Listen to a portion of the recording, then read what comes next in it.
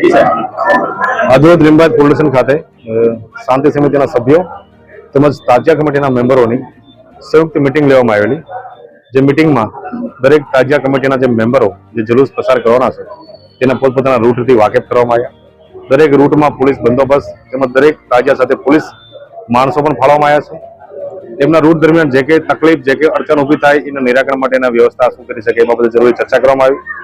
દરેક શાંતિ સમિતિના મેમ્બરો અને તાજિયા કમિટીના મેમ્બરો જે છેલ્લા 20-30 વર્ષ દરમિયાન લીંબાયત પોલીસ વિસ્તારમાં શું પ્રકારના પ્રશ્ન ઉદ્ભવિત થાય છે એ બાબતે જરૂરી વાકેફ થવામાં આવ્યા। આના બાબતે જે કંઈ શક્ય બને એટલા નિરાકરણ પગલાં લાવવાની તજવીજ કરવામાં આવે છે।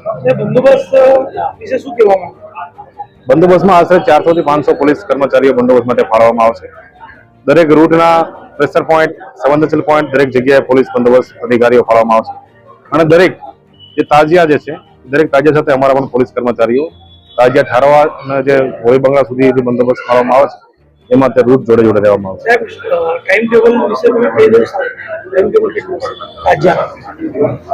3 વાગ્યાથી 4 વાગ્યા દરમિયાન એ લોકો તાજિયા રવાના કરશે પોતપોતાના જે ધર્મસ્થાન છે ત્યાંથી, અને એ દરમિયાન આશરે 5 વાગ્યા સુધીમાં એ લોકો લીંબાયત પોલીસ વિસ્તાર છોડી અને ઉધના અથવા તો સરબતપુરા પોલીસ વિસ્તારની અંદર પ્રવેશ કરશે।